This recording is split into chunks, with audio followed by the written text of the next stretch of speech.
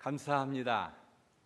그동안 여러분의 마음속에 루마니아 선교를 위해서 늘 기도하여 주시고 또 재정적으로도 이렇게 교회에서 후원해 주셔서 오늘까지 루마니아에서 집시 교회 개척 사역과 집시의 가난한 어린 아동들이 교육을 받지 못하고 정상적인 삶을 살아가지 못한 그들에게 공교육을 받을 수 있도록, 특히 고등학교 졸업하도록까지 그들에게 공부할 수 있도록 모든 필요한 재정들을 여러분들이 기도와 섬김의 재정으로 채워주셔서 오늘까지 사역을 잘 감당하고 있습니다. 와서 제가 이 교회 와서 이렇게 보니까 여러분의 그 담임 목사님이 계시지 않아서 마음이 참 아팠습니다.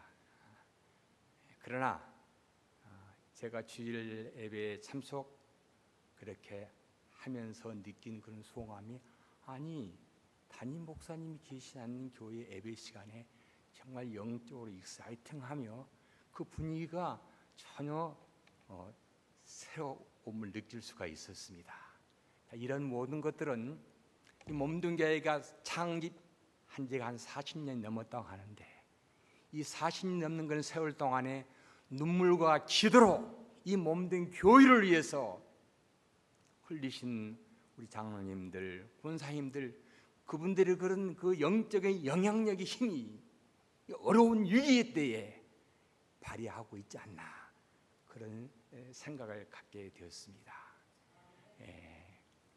하나님은 분명히 살아계셔서 주님의 하실 일들을, 어려운 이 고비를 통해서 하나님 영광 받으시기를 원하시는 일로 믿습니다. 우리 모두 함께 이러한 때에 내가 해야 할 일이 무엇인가? 하나님은 저와 여러분들에게 이런 영적으로 교회의 어려운 위기의 때에 내가 해야 할 일이 무엇인가? 하나님 앞에 기도하며 주님 앞에 머리를 숙일 때마다 주님은 고요하게 오늘 저와 여러분들에게 주님의 세미한 음성을 들려주실 줄로 믿습니다.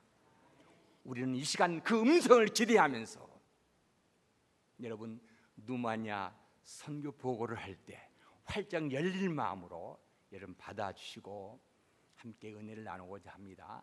PPT를 한번 열려보아 주세요. 여러분 루마니아는 어디에 위치하신지 아시죠? 쭉 올리세요. 지금 루마니아는 89년도에 12월에 공산 정권이 무너지고 동구가 다 무너지고 지금 루마니아는 EU연합에 들어가 있고 나토에 가입된 선교사 비자를 발급해주는 활짝 열린 개척지입니다. 그리고 지금 루마니아는 약 한 18가정의 한국 선교사들과 약 300명의 한인들이 루마니아 전 지역에 흩어져서 살고 있습니다. 루마니아는 우리나라 1970년도에 그런 경제적인 수준을 유지하고 있으며 정말 시골 집시마을에 가보면 참 어렵게 이렇게 사람들을 살아가고 있습니다. 저희들이 지금 루마니아에 들어가 사역한 지가 이제 28년이 되었습니다. 28년 동안 6교회, 5교회의 교회를 집시마을에, 거의 없는 마을에 개척해서 교회를 건축하고 또 집시학교 2군데 학교를 이제 방문 사역하고 있고, 특별히 어린이 개발 사역이라고 현재 248명의 가난한 집시 가정의 아동들이 공교육 고등학교 졸업하도록까지 그들에게 생필품, 학용품, 뭐 여러 가지 건강 관리, 특별히 그 집시 아동들이 그 자기의 그 자존감이 없습니다. 멸시와 천대를 받아온 그런 이제 부모로부터 내려오는 그런 이제 가문들이기 때문에 그들에게는 우리가 생일 잔치를 성도히 베풀어서 자존감을 그들에게 심어줍니다. 그리고 여러 가지의 방과후 공복방과 급식 이런 사역들을 통해서 지역 사회가 완전히 새롭게 탈바꿈을 하고 있습니다. 그럼 저희들이 28년 전에 루마니아를 처음 갔을 때는 너무너무 비참한 그런 생활상이었습니다. 여기가 사람 사는 그런 마을이고 동네인지, 그 뒤에 사는 가정집을 방문해 보면 정말 사람 사는 그런 방인지, 죄송한 표현이지만 소나 돼지가 자는 그런 이제 누리인지 구분이 안 갈 정도로, 뭐 신발 신고 방에 들어야지, 뭐 잠잘 때만 그렇게 뭐 침대도 아닌 침대, 이 땅바닥에 카페트 뭡니까 깔아놓고 거기서 좀 잠자고, 여유 있는 사람들은 거기에 뭐 침대 비싼 거 침대 펴놓고 잠자고 그런 환경이었습니다. 집들은 다 쓰러지고 구멍이 떨어져서, 심지어는 비가 새니까 주일날이면 교회로 모여드는 것입니다. 교회에 비가 안 새기 때문에 그런 주거 환경들. 그리고 얘들은 13, 14 되면 거의 집시 아동들이 결혼 아닌 결혼을 당합니다. 주로 남자 집에서 이 13, 12 되는 그런 소녀들을 사옵니다. 돈으로 사와서 자기 집에 이렇게 그냥 살면서 그냥 키우는 거죠. 어린아이를 키우는 그런 삶. 그리고 학교에 공부해 온 2, 3학년 초등학교 다니다가 그만 중퇴해 버립니다. 돈 세울 줄 알고 자기 이름 정도 쓸 수 있으면은 학교를 안 다니지 않습니다. 완전히 마을들이 그 마약 캄캄하고 소망이 없는 그런 마을들이었습니다.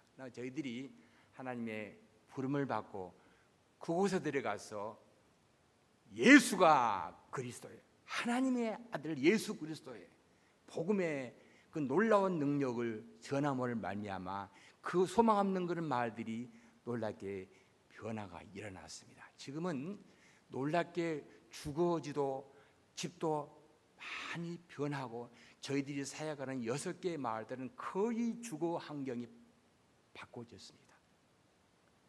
조기 결혼도 풍습도 다 퇴치가 됐습니다. 이제는 초등학교 2, 3학년 다니다가 중퇴했던 그런 마을들이 변화해서 이제는 부모들이 자녀 교육의 소중함을 깨닫고 지금 현재는 고등학교 진학률이 7, 80%가 이루고 있습니다. 심지어는 대학 진학의 4% 정도 현재 그렇게 이루고 있습니다.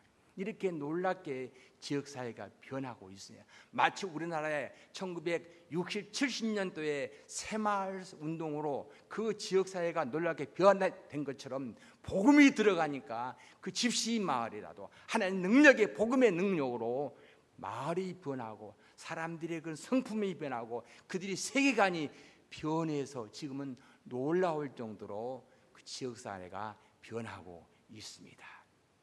이제 한번 사진 들어보면은 저기 22년 전에 저희 가족 사진입니다. 내가 96년도에부터 루마니아에 들어왔는데 96년부터 2001년 동안의 모든 사역 사진 자료들을 저희 집에 집시계 도둑이 들어와 가지고 다 훔쳐가 버려서 그 전에 사진들이 없어서 제가 있는 사진들, 그 당시에 그 주택들 저런 집들의 집시들이 살고 있습니다. 쭉 올려 보였어요. 판자로 그렇게 막을 치고 저희들이 저렇게 어려운 다 집은 지어주지 못하고 저희들이 지금까지 3채의 집을 지어주었습니다. 집시 가정, 어려운 가정들. 지금은 이제는 마을들이 변하고 있습니다. 20년 전에 텐트 천막을 치고 교회를 시작했습니다. 그래서 이제 조그만 창고 같은 교회에서 버려지는 것들을 수리해서 거기서 예배를 드리다가 이제는 현재는 신태시 마을에 저 주택을 사고 뒤편에 예배당을 건축해서 지금 현재의 신태시 마을의 교회의 모습입니다. 쭉쭉 올려주세요. 저희 이제 오늘 6월 20일 날 결혼할 자매 레베카와 다니엘 형제는, 이 레베카 자매는 학생은 만날 때가 초등학교 1학년 때 만나고, 다니엘은 초등학교 한 5학년 때 만났어요. 근데 그들이 말씀 안에 신앙 성장해서 이제는 레베카는 고등학교 이제 3학년이에요. 남자아이는 이제 고등학교를 졸업하고, 레베카는 이제 나이가 17살, 18세가 안 지났어요. 남자는 25살. 근데 약 2년 전에 약혼식을 하고 이제 오는 6월 20일 날 결혼을 합니다.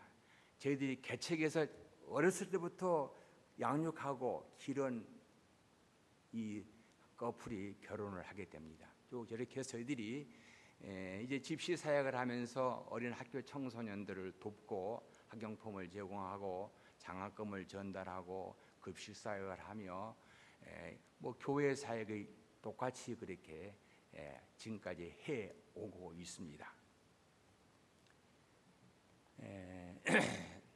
저희들이 이제 집시 사역이기 때문에 참 어려움이 많아요.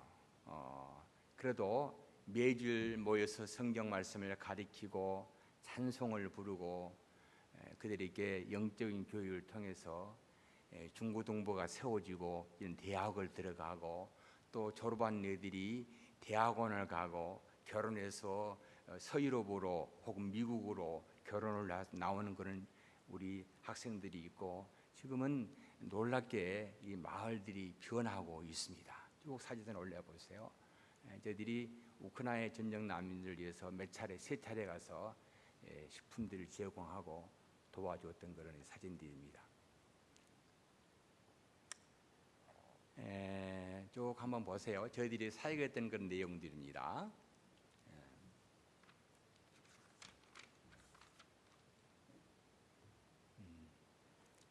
저희들이 성탄절과 부활절 때는 어려운 집시 가족들에게 생필품들을 그렇게 나누어 주고 있습니다.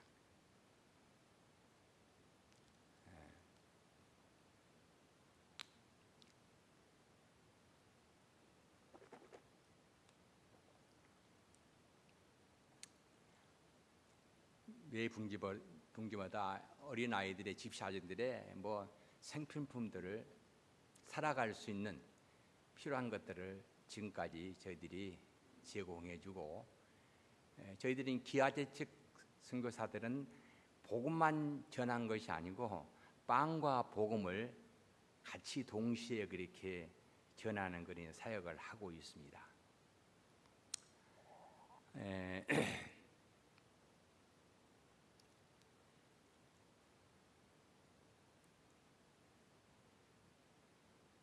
1년에 전반기와 후반기 때 학기 초에 전 학용품률 전체를 다 전달하며 가방과 책가방과 운동화 이런 것들 필요한 것들을 그들에게 잘 전달해 주고 있습니다.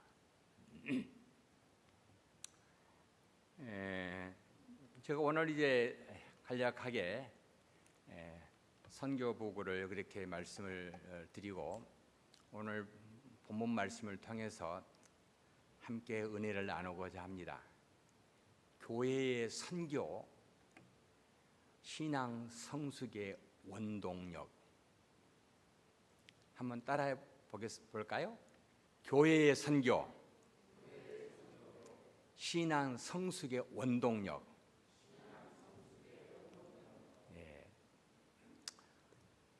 마태복음 28장은 부활하신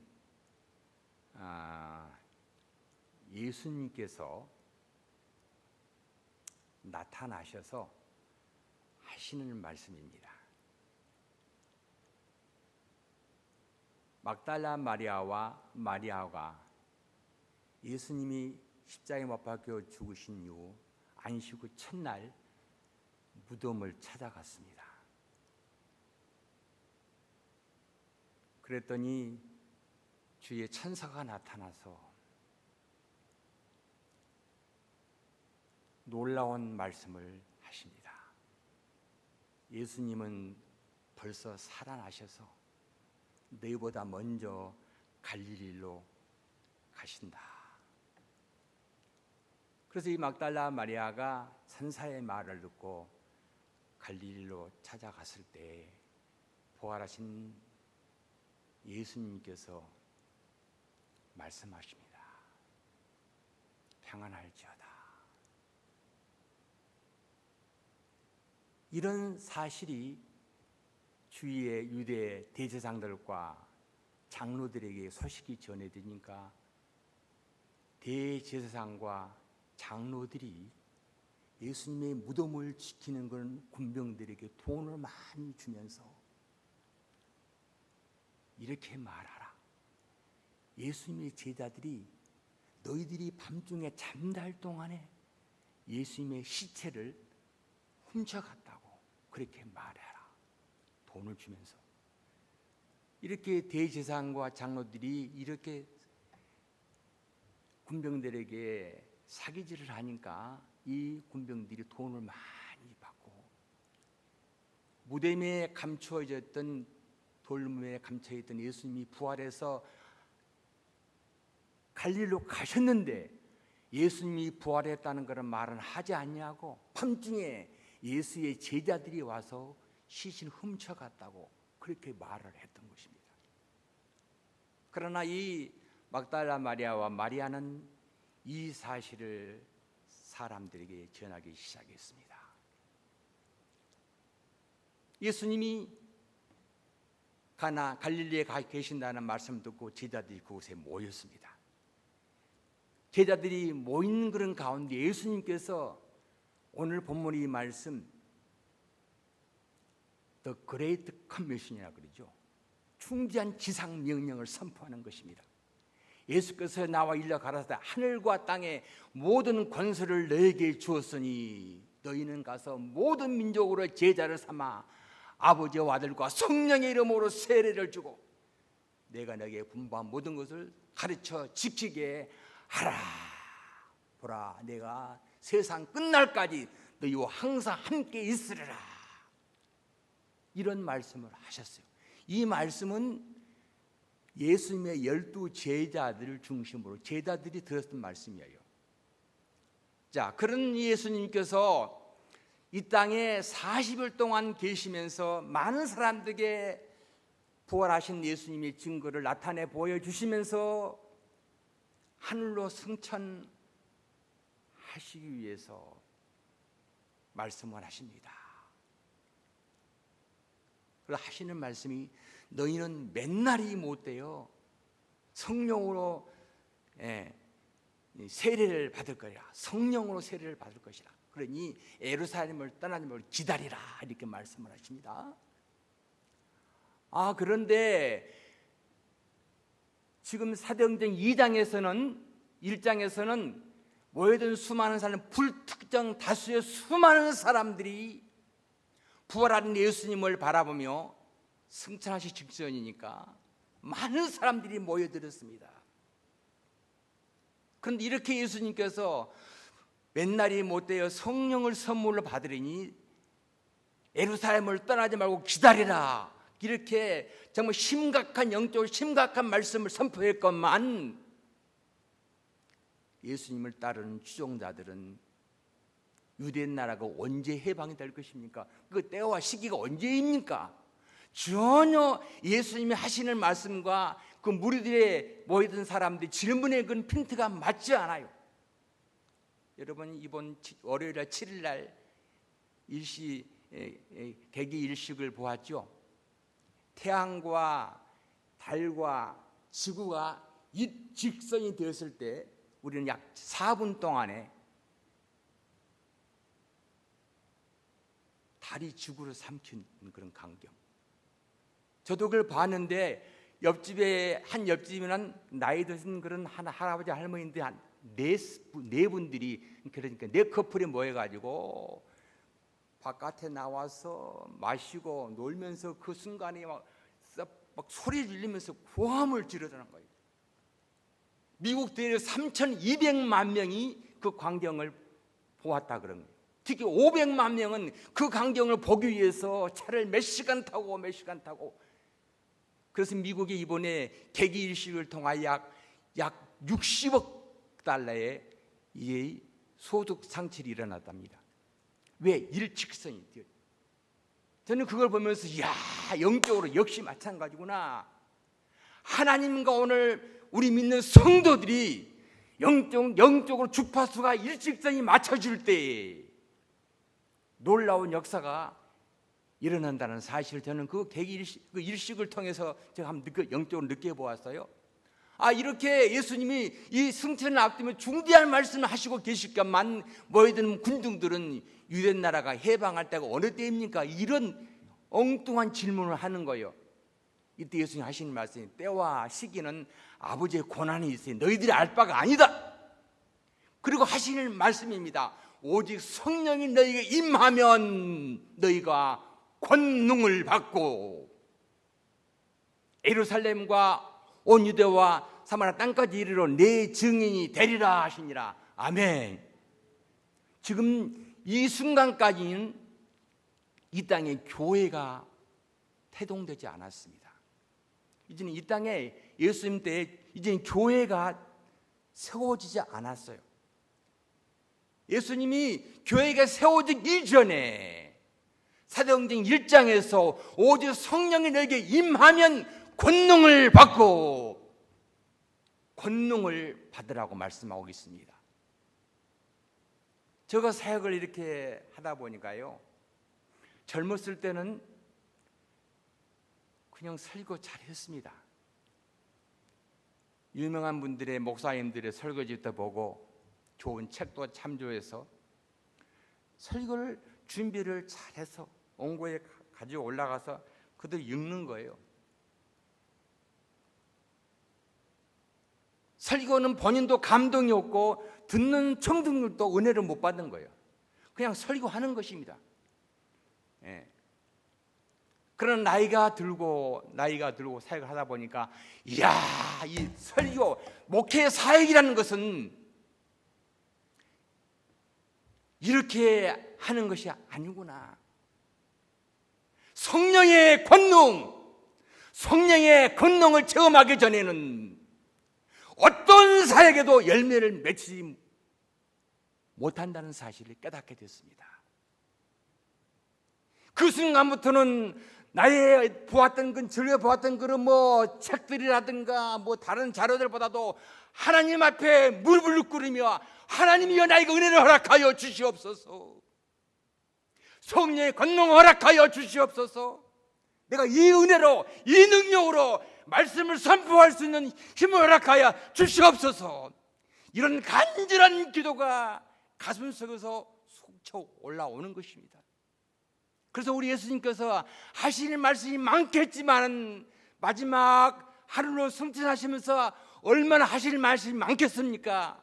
그러나 그 모든 말씀 속에서도 오직 성령이 내게 임하면 권능을 받고, 그래서 권능을 받고, 그러니까 권능 받기 전에는 나가서 선교하지 말라는 말이에요. 권능을 받고 예루살렘과 온 유대와 사마리아 땅까지 이르러 내 증인이 되리라. 제가 이렇게 보니까요, 목사, 선교사, 말만 목사, 말만 선교사, 때로는 저희들이 부끄럽습니다. 요즘 한국 교회 가보면 한국 기독교를 개독교라고 그럽니다. 어디 가서 목사란 말을 할 수가 없을 정도로 목사의 직분이 다 땅에 떨어져 버렸습니다. 신뢰하지 않는 것입니다. 왜 그럴까요?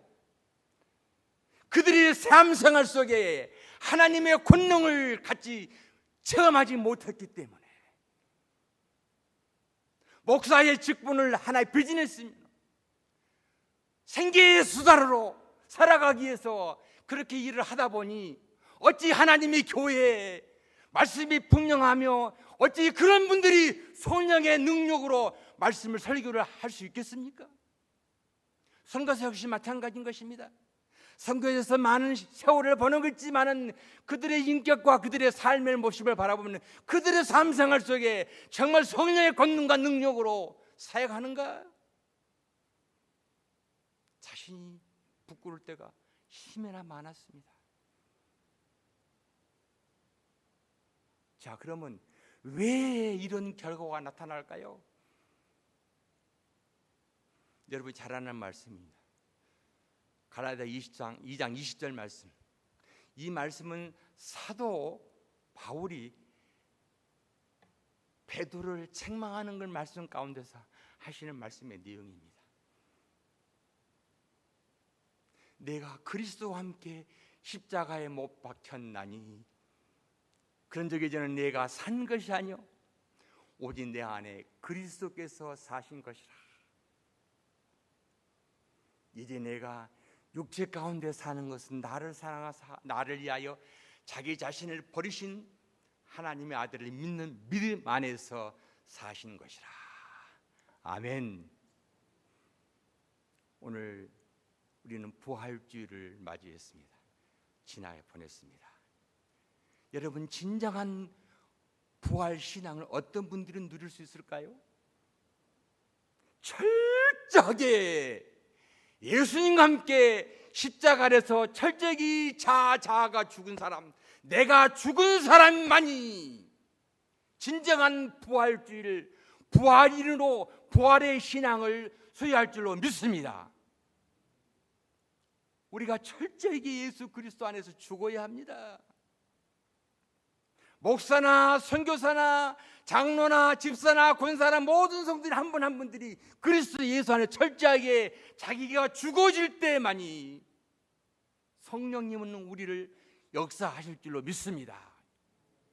우리가 기도할 때 하나님의 세미한 음성을 들을 수가 있는 것입니다. 내가 살아있으면서 주의 말씀은 듣지만은 내게 와 닿지 않습니다. 사랑하는 성도 여러분, 우리 다시 한번 그리스도 예수 안에서 다시 한번 죽어봅시다. 하나님, 나를 다시 한번 죽여주시옵소서. 나를 이 어려운 때에 어떻게 사용하시기를 원하십니까? 특별히 인디아나 폴리스 한인 장로교회 이 어려운 위기에 하나님이여 장로님으로서 권사님으로서 집사님으로서 여러분 한 분 한 분들이 이 어려운 시기에 하나님 나를 어떻게 사용하시기를 원하십니까? 하나님 말씀하여 주십시오. 내가 순종하겠나이다. 이런 신앙의 고백과 오늘 여러분의 심령 속 이런 뜨거운 눈물의 기도가 있는 한 하나님 주님의 몸된 교회를 앞으로 놀랍게 들어 사용할 줄로 믿습니다. 인디아나폴리스 이 지역의 여라의 한인 디아스포라 교인들이 얼마나 많이 있습니까? 이제는 오늘 저와 여러분들이 더욱더 이 거룩성을 회복해야 할 줄로 믿습니다. 너무나 타락하고 세속에 찌들어가지고 하나님 보시기에 저는 부끄럽습니다. 예수 안 믿는 사람들이 교회에 나오면 예수님 믿을 때까지 그들이 맨 먼저 성경책을 보며 은혜 받고 여러분 교회에 나오신 분들은 힘이 적습니다. 먼저는 그분들은 예수님을 모르며 교회 안 다니신 분들은 먼저 교회에 나간 저와 여러분들을 보면서 저와 여러분의 인격과 삶을 보면서 그들은 그 속에서 성경 말씀을 성경책을 보기를 원하는 것입니다. 그러므로 오늘 저와 여러분들은 우리 인격과 삶이 그들에게 내 삶이 하나님의 말씀, 내 인격, 내 삶이 성경에 기록된 말씀과 같다는 것을 그들에게 보여주었으면 좋겠습니다. 그러나 우리는 힘이나 부족하오니 하나님이요 어떻게 하시기를 원하십니까? 다시 한번 나를 하나님 복종할 수 있는 은혜를 허락하여 주시옵소서. 저희 아내가 작년에 허리 디스크 수술을 동시에 두 군데를 했습니다. 척수 수술을 그리고 오른쪽 무릎을 수술을 했습니다. 제가 루마니아 혼자 있으면서 혼자 가정 예배를 드려요. 둘이 가정 예배를 하다가 아내가 가버리니까 혼자 남아 있어가지고 저녁 식사를 혼자 하고 난 다음 식탁에서 그대로 찬송 2장, 구약 성경 2장, 신약 2장 그렇게 혼자 보면서 기도를 하고, 저희들이 지금 딸 셋이 결혼을 하고 아들이 지금 하나 지금 대학교 3학년인데 손자 손녀가 7명입니다. 가정마다 그들에서 기도하고 그러다 보면 2시간이 훌쩍 지나가요. 간절히 기도하면은 막 심령이 막 뜨거워요. 간절히 기도하는 심령이 뜨거워요. 그럴 때는 내 손에 마음에 이런 마음만 먹으면 하나님이 금방 응답이 이루어지고 금방 모든 일이 해결될 것 같은 그런 느낌이 들어지는 거예요. 하나님 감사합니다. 생각하면 생각할수록 감사밖에 나올 것이 없어요. 저희 가정은 죄송하지만은 정말 저희들은 정말 하나님 앞 부족했는 하나님의 은혜로 지금 돌아보면 하나님의 다 은혜였습니다. 저희 집에 우리 아들, 딸 보면은 의사가 5명이에요. 아래는 간호사가 2명이에요. 큰 사회만 이제 일반 회사에 다니지 나머지는 다 메디컬 가족들이에요. 생각해보면 정말로 너무너무 감사하는 하나님 앞에, 정말로 선교사 신분으로서 그들의 어린 세 딸들을 데리고 선교지에 나올 때는 아무것도 없었습니다. 아들은 영국에서 나서 루마니아에 데리고 왔습니다. 앞이 캄캄한 그런 환경이었지만은 살아계신 하나님만을 바라보며 믿음으로 나아갔고, 어려서부터 그들에게 하나님만 바라보아라. 너희들을 도와줄 분은 엄마 아빠가 아니라 너희들의 어려운 등록금과 생활비는 엄마 아빠가 도와주는 것이 아니라 하나님이 도와주신 분이다. 어린 시절부터 그들의 심령 속에 살아계신 하나님의 신앙을 심어준 결과인 줄로 믿습니다. 사랑하는 성도 여러분들, 오늘 우리 미국에 와 보면은 미국의 한인교회들이 지금 여러분 교회만 이렇게 어려움 당한 건 아닙니다. 가는 곳곳마다 어려움들을 많이 너무 당하고 있는 것입니다. 저는 선교사이기 때문에 본의 아니게 여러 지역을 돌면서 이루교회, 큰 교회, 적은 교회를 많이 가봅니다. 설교도 해보고 있습니다. 2년 전에는 아틀란타 고신교단의 어떤 교회 재직 수련회를 연초에 재직 수련을 인도했는데, 그 고신교회는 아직도 복음 성가럽 교회 예배당에 대예배 시간 안 부르는 거예요. 박수도 안 치는 거예요. 정말로 70년대 한국에서 가진 고신 신앙 그대로 가지고 지금까지 이어오고 있는 거예요. 그런 교회 가서 선교사가 가서 말씀을 전개하고 복음을 전하고 은혜를 끼쳐서 설교가 끝나고 재직회가 신년 재직 수련회 끝난과 동시에 선교회가 조직이 되어지고 선교 카톡방이 조직이 되어가지고 지금까지 이어지고 있는 것입니다. 하나님의 말씀, 복음의 능력이 선포되어지며 성령의 권능이 임하는 곳에는 어떤 세력과 어떤 역사에도 놀랍게 역사가 일어나 변화되어질 줄로 믿습니다. 인디애나폴리스 한 장로교도 지금 하나님이 은혜 주시기 위하여 이런 어려운 고비의 순간을 주신 줄로 믿습니다. 이럴 때 더욱더 기도하며 하나님 앞에, 하나님이여 내게 은혜를 허락하여 주시옵소서. 다시 한번 우리 가정에 내 자신에게 성령의 권능을 허락하여 주시옵소서. 하나님, 이렇게 간절히 부르짖는 기도가 있는 한 하나님은 분명히 이 몸된 교회에 하나님의 가장 사랑하시며 귀하신 하나님의 귀한 종을 보내주실 줄로 믿습니다. 감사하고, 근데 내가 우리 박 전도사님 지금 이분을 뵌 지 한 6년째 본 것 같은데 처음이나 지금은 한결같이 변함없는 그런 마음으로 이 교회 섬기는 것을 바라볼 때 얼마나 아름다운지요. 하나님은 우리의 마음의 중심을 보시는 것입니다. 하나님의 때에 이 몸된 교회에 하나님이 귀하게 훈련시키시고 귀한 이 담임 목사님을 몸된 교회에 보내줄 줄로 믿습니다. 오늘 저와 또 여러분의 가정과 여러분의 사업처,